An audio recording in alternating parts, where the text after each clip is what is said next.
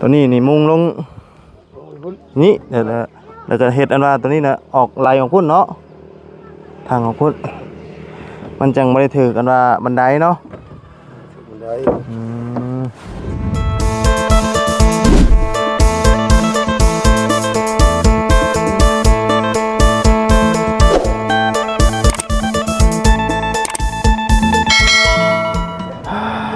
มื้อนี้แดดพี่น้องเอ้ยเนาะเศร้าอยู่แต่ว่าแดดกล้ามื้อนี้โอ้ใบมะขามอ่อนเนาะใส่ต้มอึ่งต้มเขียดมื้อนี้เนาะเอามื้อนี้ก็ถือว่าจวดจ้าดเด้อพี่น้องเอ้ยเนาะเพิ่นกำลังเริ่มใส่ข้าวใส่ก่อนพี่น้องเอ้ยเนาะถือว่ากำลังไล่เลี่ยเรื่องแผ่นอะลูซิ่งหรือว่าหลังคาพี่น้องเอ้ยเนาะทางบ่าวบุญสารวัตรเพิ่นก็สิได้สั่งมาเนาะเอารายละเอียดไปแล้วกับพี่น้องเอ้ยเนาะเอาตอนนี้อยู่โฮมต้นมะขามพี่น้องเอ้ยเนาะมันร้อนแห้งต้องรีอยู่โฮมพอได้กินใบมะขามส้มๆนะเนาะเอาพี่น้องเอ้ยเรื่องอันห้องนี่ก็ทั้งบ่าวบุญสารวัตรกับอาจารย์ลาวเพิ่นก็ได้โอ้ล้มกันแล้วพี่น้องเนาะสรุปแล้วเนาะก็คือเอาตามที่ว่าประตูเพิ่นอยากเบิ่งทางเนาะแต่ว่าที่ว่าอันนั้นน่ะคือกันไปเลยป่านนี้เนาะมีแต่เฮ็ดห้องให้เราห้องหนึงพี่น้องเนาะเพราะว่าทางประตูนี่เพิ่นตื่นมาเพิ่นอยากเห็นรถพี่น้องเนาะอยากเห็นแขกคนหรือว่าหมู่คู่นั่นแหละพี่น้องเนาะก็ถึกอยู่พี่น้องเนาะเพราะว่าหันหน้ามานี่เนาะก็ถือว่าเปลี่ยนแปลงให้เราเนาะแต่ว่ามื้อนี้เพิ่นก็กำลังดำเนินการสิเร่งเอาหลังคามาใส่เนาะกำลังใส่ตัวนี้แล้วก็สร้างมาแล้วก็ขึ้นอันนี้ก่อนพี่น้องเนาะพุ่นแหละอาจารย์ลาวก็ประมาณวันจันทร์เพิ่นจะได้เดินทางขึ้นมาพี่น้องเนาะฮ้อนแห้งมื้อนี้เอาก่อนอื่นก็กราบสบายดีและสวัสดีพี่น้องกันเบิดสุขุสุคนเด้อพี่น้องเนาะพอๆกันตอนแดดฮ้อนเนี่ยมื้อนี้พี่น้องเนาะอบอ้าวฝนสิตกแห้งได้คำฮ้อนสินะพี่น้องเนาะป้าสาพี่น้องจังใดประมาณจักโมงเพิ่นสิได้แล้วแล้วจังทางบ่าวบุญสารวัตรจังสิได้ไปสั่งแผ่นอะลูซิ่งเนาะแต่ว่าสีนี่ทางประตูเพิ่นเลือกแล้วคือประมาณสีเดือดหมูหรือว่าตับหมูนี่แหละประมาณนี้เนาะพี่น้องเนาะไปคือเก่าพี่น้องซื้อM100มาฝากทั้งสร้างทั้งประตูเราคือเก่าพี่น้องเนาะไปโอ้เนาะรุ่นกันเด้มื้อนี้ว่าประตู7 ปีนี่สิจำชื่อบ่าวบุญได้บ่พี่น้องเอ้ยเนาะโคงแล้วได้โคงได้ไกลแล้วได้โคงได้ฮะโอ้ถือว่าจวดจ้าดอยู่ได้นี่เนาะโอ้เป็นทรงนี่พี่น้องเอ้ยเห็นอันว่าหลังคานี่สอดไปนี่อีกเนาะแต่ตัวนี้ได้มุงบ่ตัวนี้นะตัวนี้บ่ได้มุงบ่บ่ได้มุงบ่มุงอะไรได้บ่มีภาษาโอ้กันลบเพิ่นขึ้นกันอึ๊บโอ้ยเนาะแดดเนาะมื้อนี้เนาะโอ้แดดแห้งอึ๊บอ้ายโอ้พี่น้องเอ้ยใส่ต่ำอยู่เนาะโอ้เอาเด็ดตุ๊สบายดีเฮ็ดได้ไหนไผนี่ชื่ออยู่บ่ฮะตักมุจักไปเลยโอ้ชุดไว้ตายคักบาดนี่บ่คักผมมาใหม่บ่จื้อมาใหม่บ่ฮะจื้อเยอะก็บ่ได้จื้อบ่ได้ชื่อโอ้ยเนาะอันสร้างชื่อจ้างสร้างก็บ่ฮู้จักจำได้นี่น่ะบ่ฮู้โอ้เนาะว่าจื้อว่าบ่ได้จื้อมานั่งตากแดดยังนี่น่ะนี่เผานั่งเผาสร้างยันสร้างหนีบ่โอ้แบกไม้ขึ้นอยู่คนโดยนะเอาพี่น้องเอ้ยมื้อนี้ก็เร่งอันว่าใส่โครงหางแล้วเนาะเนาะก็กึบไปแค่ที่ลึกใส่โครงหางแล้วเนี่ยมันสร้างหลังคาพี่น้องเอ้ยอย่าเช่าหั่นน่ะแทกทำไมหั่นนักใครจุกที่ทางนี้แล้วบ่แล้วเนาะ เดี๋ยวแต่แทกวัดแล้วก็ตัดใส่กับแผ่นอลูซิ่งเนาะอันนี้เฮ็ดทางการขึ้นอย่างดีเลยเนาะบ่ย่านบ่นี่นะฮะเน้นนาอยู่บ่นี่นะ สัก อ๋อ สักจะสักโคม สาก แม่ ใช้สากสากบ่นั่นน่ะ สักใส่สักมือถือกระทึก สักคือกันมั้ง โดยสรุปแล้วเรื่องห้องนี่มีแต่ปล่อยไว้พุ่นเนาะทางนี้อัดฮอดใช้บัดนี้นะ อัดมัดเลยนี่ อัดเบิดแต่ว่าอันโตอันเข้ามานี่เด้ครึ่งหนึงประมาณใด นี่แหละประตูอยู่นี่แหละ ประตูอยู่นี้ แล้วอัดทันเข้าห้องโถงมัด อ๋อ ใช้ลูกติ๊กเมืองนั่นมานี่ โดย เท่านั้น แต่ว่าห้องนี้มีห้องเดียวเนาะ ห้องเดียว ห้องเดียวอ๋อสรุปได้แล้วเนาะทางนี้ กว้างกันกัน โดยกว้างคือกันเนาะสุดคันเอ็ดคือเราเอาเมื่อนั้นก็กว้างกันนอนเมื่อนั้นแต่ว่ามันอึอับบนนี้อีกกันเขาแอมเลยบนนี้ โดย เขาใช้ประตูบนนี้ อันนี้กว้างมัดมัน โดย แต่ห้องเดียวอันนั้นคือเฮ็ดว่าวาดในชื่นนี่ว่าขนาดนี้บนห้องทงมันบ่กว้างบนห้องทงนี่ครับเพราะบนนั้นเขาแอมมันแอมได้นอนมัดได้นอนเบิดซื่อ แต่ว่า อันนี้แขกมาแล้วเต็มมันนั่งกับโอ้ย แต่ว่าอันนี้นี่เป็นประตูเขานี้เขานี้ นี่อยู่นี่ประตู เขานี้ย่างไว้ฮั่นอันนี้อ้อม เป็น อ้อม เป็นห้องอันนี้แล้วเบิดเลย แม่นอันนี้ก็ใช้ลูกติ๊กนี่ โดย แอมตัวนั้นซื่อใช้ลูกติ๊กมานี่แอม แล้วก็ยุดบัดนี้เนาะ ยศ พามานี้บัดนี้แม่นบ่ แอมเลยนั่นวันนี้บ่ได้พาได้แอมแต่เบิ่ง แอบเอาแต่ค่าเสาบ่ ค่าเช่า ค่าเสาไว้หั่นแล้วก็ตัดนี่บ่ บ่ตัดอีก พอดสุดซอดพุ่นบ่เนาะ ห้องเดียวชื่อนะห้องนอน อ๋อเฮ็ดเป็นห้องเดียวแบบใหญ่เลย ใหญ่เลย อ๋อ งามเลยนะกว้างแล้วเบิ่งนี่ก็ได้เบิ่งแล้วนี่ใช้ลูกติ๊กอันนี้ปองเยี่ยมใช่ โดย แนมผูก็แนมอันกับปองเยี่ยมเนาะบนห้อง ได้เบิดเนาะ ตัวนี้บ่มีตัวนี้อัดเนาะ นี่ใช่อันนี้นี่ใช่ โดยเนาะ ตัวจริงเรามา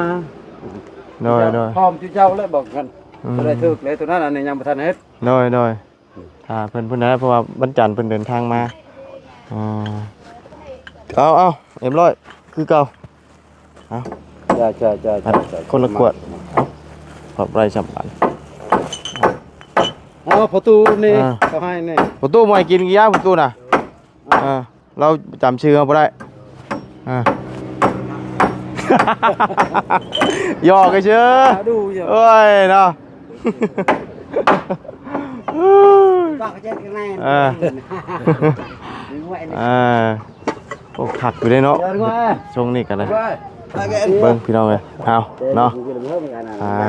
ขึ้นมาเทิงนี่มาเบิ่งเพิ่นเฮ็ดนี่อันนี้นี่มุ้งลงฮอดนี่บ่ แม่ลงพุ่น ตัวนั้นบ่ได้เฮ็ดหยังบ่ ตัวนั้นมุงอีกไปพุ่นอีก โอ้ยมุ้งออกไป เพื่อกันได้เลย โอ้คือเฮาสิมุ้งออกแบบนี้ แม่ตัวนี้เรามุงลงไปพุ่น ตัวนี้น่ะมุ้งลงกับพี่ ตัวนั้นเราก็ไปพุ่นอีก ผมก็แย่ออกไปหั่นเนาะให้ใส่ค่าตกหนองนั้น มีที่เฮิรนประตูเลยมันต่างกับบูเลยเฮิรนFCนี่เรื่องเขาเองแล้วนี่จ้างเขาเองนั่นแหละ น้อยโอ้คักเนาะขึ้นมาเทิงนี่พี่น้องเอ้ย ตัวนี้กันว่าลังเช็คลังยังยากกว่ามันช้าใช้เวลา น้อย ลังโมเดิร์นนั่นโอ้ง่ายๆอยู่ อันนี้ซ่ากว่าบ่ ช้าแล้วเฉพาะนี่ก็มันมือแล้วตัวนี้ มันซ่าบ่งเฮ็ดแซกเฮ็ดหยังบ่ เช็คเลย อ๋อถ้าโมเดิร์นนี่มันเป็นตัวเดียวเลยเนาะจวดไปแล้วเนาะแต่ตัวนี้มันต้องเฮ็ดแซกออกมานี้เฮ็ดแซกอันว่าออกมาหลังคานี้นี่เนาะตัวนี้นี่มุงลงนี่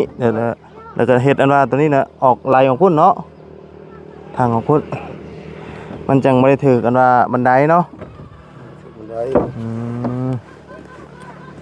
ได้มื้อนี้ได้วัดบ่อันว่าหลังคาหลังยัง ได้ตัวจำนี่ได้บ่ ประมาณจักแผ่นนี่น่ะ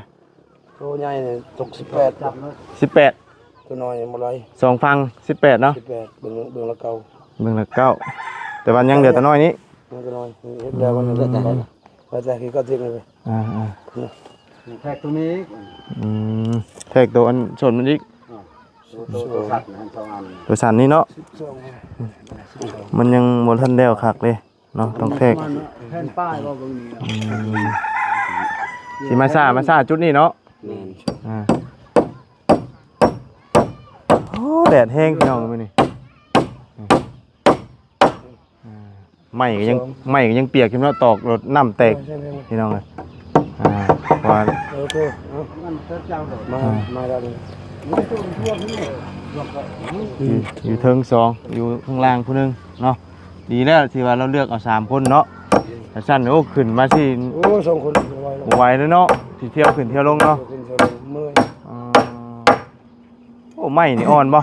ไม่ได้ติด ไหม้มันยังดิบมันตอกสบายเนาะมันยังมีน้ำมันลื่นเนาะ เล่นบ่น้ำ น้ำลายเนี่ยพี่น้องเอ้ยว่าไหม้มันดิบแต่ไหม้ถึงฝนพร้อมเนาะแล้วแบบไหม้แบบนี้แหละไปแล้วมันอยากเฮ็ดให้หลังคาหัวเนาะมันดีดขึ้นเด้นี่เวลาตอกน้ำยังโอ้โอ้เนาะที่ว่าเฮ็ดให้หลังคามันอยากกันว่าหัวเพราะว่าไหม้มันยังเป็นน้ำแล้วเฮาอันน้ำหมุนลงมันโยกขึ้นบัดนี้เนาะเอาพี่น้องเอ้ยมื้อนี้ก็แล้วส่วนบนเนาะถือว่าแล้วหลังคามื้อนี้โอ้ขึ้นมาเทิงสูงพี่น้องเอ้ยวิวทิวทัศน์สวยงามภูเขารอบบ้านพี่น้องเอ้ยคักดีเนาะโอ้แนวมาทางนี้โอ้ทางนี้เอาอันนี้คือภาพมุมสูงแน่หน่อยนึงเนาะกับบ่สูงชุดปานใด แดดแห้งทำมาแล้วหลังคาเลยกับสิบแดดปานใดเนาะลงก่อนปัดนี้บัดบอลนี้บัดนี้เนาะเห็ดอะไรให้มันออกทางนั้นเป็นมุ้ง2ชั้นนะมองนี่เนาะมุ้งให้มันทางออกพุ่นไปลงก่อนไปให้มาแล้วบ่มื้อนี้น่ะบ่ได้ไปตัวมากระทุนบ่นี่น่ะไปยิงยังนี่น่ะ ยิงกระปอม ฮะ ยิงกระปอม ยิงกระปอมได้อยู่บ่ โอ้ยกระไรถือ ฮะ กระไรถือ บ่ได้ถึกครับยิงบ่ถึกบ่แม่นนะนี่น่ะ บ่แม่น เด้อยิงแม่นๆแม่เนาะคือบ่ลงหาอยู่ตารางพุ่น ฮะ เก็บอันนี้ให้เพิ่นไม่ยืนบ่โอ้อยากตากแลน้ำสร้างเราก็ได้เนาะจังได๋สร้างเพิ่นก็พากินข้าวเที่ยงแล้วนี่มีอยู่บ่เนี่ยจุในจ้ำบัดนี้ได้ยังมื้อนี้ ได้ปลาน้อยเขาครับ ได้ปลาน้อยอีกแล้วคือได้แต่ซ้ำเก่าแท้ปลาน้อยน่ะ ว่าเขาไปใช้มา ใส่หมองได้แต่ปลาน้อยโอ้ยามใดก็ได้แต่ปลาน้อยอันนี้เนาะ นี่กำลังอันน่ะเห็ดตัวนี้ตัวอันว่าเห็ดให้ราคามันลงขึ้นพี่น้องเลยมันจะมาซ่าตัวอันจุดน้อยๆก็แก๊กๆนี่เนาะตั้มตอกข้อนนี่กันทำมาเป็นมืออาชีพเนี่ยตอกมิตรคดนะนี่เนาะเฮาตอกนี่มันเกิน2 บาทคดแล้วก็ใส่ตัวนี้ตัวนี้ถึงจะได้วัดว่าจักแผ่นตัวนี้ก็ได้แม่นฝนตกมากกับแม่นบ่ถึกเลยตัวนี้เพราะว่ามันสิส่งออกข้างนี้เลยเด้เนาะ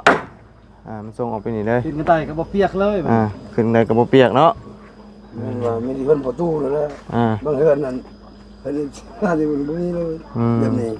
ย่อย เป็นห้องน้ำก็บ่มีแบบนี้เพิ่นปูนาก็บ่มีเพิ่นต้องใช้ มีแต่เปียกไปเลยเนาะ เรียกมาเลยอันยามฝนก็เอาแต่ไปบัดมากัน ย่อย เพิ่นประตูนี่โอ้ โอ้ยสมอายุแล้วแน่เนาะตู้7 ปีวะเนาะตู้7 ปีได้เขียวแล้วกับท่านได้ปงอยู่ ซอดงในจานซอดงเป็นเฮือนกินยัง เดี๋ยวมันได้เยอะ ฮะ ไม่มีเวลาขึ้นเฮือนนั่นว่าไม่มี ขึ้นเฮือนก็บ่มีแนวกินบ่โอ้ไปหาหน่อไม้อะนะฮะบ่มีบ่อืมลูกชายไปใช้มื้อนี้ลูกชาย จ้างว่าหาหน่อไม้ ฮะหาลูกไม้อืมฮะโดยเนาะจังหน่อยก็แล้วแหละพี่น้องเอ้ยสร้างเพิ่นเร่งมืออยู่ถ้าได้แล้วจุดนี้ไปแล้วก็ไวดอกเนาะจุดนี้มันยังฮอนแดดอยู่จุดนี้น่ะยังดีเด้อนี่เพิ่นยังทนแดดอยู่นี่เนาะประตูก็ทนแดดน้ำเพิ่นอีกนี่ก็ได้เนาะจับไม้ติดีใจซอยทุกวันจับเบรกจับชอยเหมือนกันเนาะภูเขานั้นไม่ได้ซอยซื่อเราจะจับจากบายชอยเนาะที่แหละคนเราอยากได้อยากมีพี่น้องเรารู้ได้ประตูนี่ขนาดใหม่เรายังนอนเฝ้าอ่ะอย่ามันเฮียเนาะเฮียเราไพ่เสียมาให้เนาะหาบ่ได้แล้วเนาะไปจ้ะพี่น้องเลยลงล่างไปเฮาห่อนนะเฮาลงล่างก่อนบาดนี่เนาะให้สร้างคนเฮ็ดก่อนเอามาอยู่ล่างมันจังเย็นเนาะอันนี้เราขึ้นไปซอยจับไม้จับตอกยืนให้เพิ่นเฮาจับยืนก็มาโบก็ช้างเฮ็ดเพิ่นจับไว้หมดเบิดแล้วก็ลงมาเอาให้เพิ่นเนาะโดยตามจริงๆแล้วเราไปลงมานั่งซื่อๆก็ได้พี่น้องเนาะแต่ว่าเราอยากจับไม้จับตอกซอยเนาะเบิ่งชัดคือบ่คือดอกเบิ่งซื่อๆก็บ่คือเนาะมีหยังพอจับได้บายได้ซอยเพิ่นได้ก็ยืนให้เพิ่นเนาะมันสิได้ไวไปอีกกันเนาะไปโมเฮ็ดเอาเบิ่งชัดซื่อตัวได้นี่ก็แบกก็ซอยน้ำอันไหนแบกได้ก็แบกน้ำเนาะโดยแต่มื้อนี้ร้อนพี่น้องเอ้ยเพื่อเต้นร้อนแฮงขนาดเนาะที่พอดเฮ็ดเบิ่งก็บ่ได้ฮะไปนี่เป็นใหม่นี่ว่าอยากเบิกนี่บ่ได้อาแม่นคัดนี่ที่อยู่เฮ็ดเบิ่งบ่ได้มันอันนี้มันเบิ่งงามบ่เฮ็ดไปโอ้เจ้าสิใจแล้วเฮ็ดก็งามโดยอันนี้บ่ได้คดบ่ได้คดเนาะคำมันคดนี่บ่ขี้ได้เนาะขี้ได้บ่ได้เนาะเอาเมียนคักงามบัดนี้เนาะโดยโบเฮ็ดก็สบายไปเฮ็ดอังกาอยู่โอ้ยให้ละครละแข่งบ่ได้แบบนั้นบ่งามแบบนั้นเนาะบ่งามทำไมนี่บ่คดหมดโมเฮ็ดบ่ได้อันนี้เจ้าดูแลเก็บมัดไว้อย่างดีเนาะมัดเอาไว้ดีอยู่สบายเฮ็ดสบายบ่ได้คดบ่ได้เงียงโดยเอาซะเนาะจังได๋ก็เที่ยงเลยจังได๋สร้างเพิ่นก็ฝากกินข้าวกินน้ำเลยมื้อนี้เพิ่นก็เร่งอันว่าวัดหลังกงราคาให้มันแล้วทางมาบุญสารบัญเพิ่นสิได้สั่งแผ่นอลูซิ่งมาเนาะสียังก็เจ้าเลือกนะสีแดงขาวแดงขาวๆมีบ่แดงขาวๆจักแล้วบ่ใช่สีก็ถือกับเพื่อนนี่ก็พอแล้วถือกับเพื่อนแล้วพอแบบนี้โอ้ยใช้บ่ได้ดอกนะเอาเพิ่นเดี๋ยวเพิ่นสั่งมาให้เนาะสียังก็ได้ขอแต่มันบ่หัวเนาะบ่ได้เตะหมู่ได้บ่ได้ติหมู่โดยงามเจ้าก็งามลื่นเด้อเฮาได้ติครับโดยไปก่อนเด้อฉันเด้อเดี๋ยวพ่อกันใหม่เดี๋ยวมารอบหน้ามีของนักมาให้อันแบบนี้ได้อยู่แต่แบบนี้บ่เอาเด้อแบบนี้เด้อบ่ได้แบบนี้เด้อแบบนี้ได้นี่นิ้วกลางบ่ได้จื้อไปเด้อไปแล้วโดยสบายดีเนาะเบิ่งช้างเพิ่นน่ะเด้อโดยพี่น้องเอ้ยเนาะเครือแตนโอ้ยฮ้อนดีไป ไปสำหรับพี่น้องนะสำหรับมื้อนี้ก็ล่ำลาเด้อพบเจอกันใหม่พี่น้องเนาะขอบคุณพี่น้อง FC ที่เข้ามาติดตามรับชมคอยให้กำลังใจเนาะก็สรุปแล้วหันหน้ามาทางนี้พี่น้องเนาะเดี๋ยวเบิ่งนำกันว่าสิเป็นแบบใดพี่น้องเนาะไปสบายดีพี่น้องกันเบิดสุขุทุกคนหอนแฮงป้าหนูใหม่ยังไงแท้นี่เนาะโอ้เงาดีเนาะอยู่พี่เนาะออกตัวปีดีสิเฮ็ดขายได้จักทงนี่น่ะฮะทง30อันนั้นก็เจ้าหนึ่งบ่นี่ก็เจ้าหนึ่งของเจ้าว่าล่ะโอ้หาผู้เดียวว่านี่น่ะป้าคือเก่งแท้เจ้าไปหาในใช้คือได้ไงแท้นี่น่ะโอ้ธรรมดานี่น้อยๆก็หาหน่อไม้เป็นเนาะหาหน่อไม้เองขายเองพี่น้องไงแม่กับลูกเนาะวันนี้ของแม่ต่างหากขายของไผ่ของเล่าเนาะอันนี้เทือนเราเนาะโอ้พี่น้องเทือนเราก็ห่างๆไปเลยไปแล้วพี่น้องสบายดี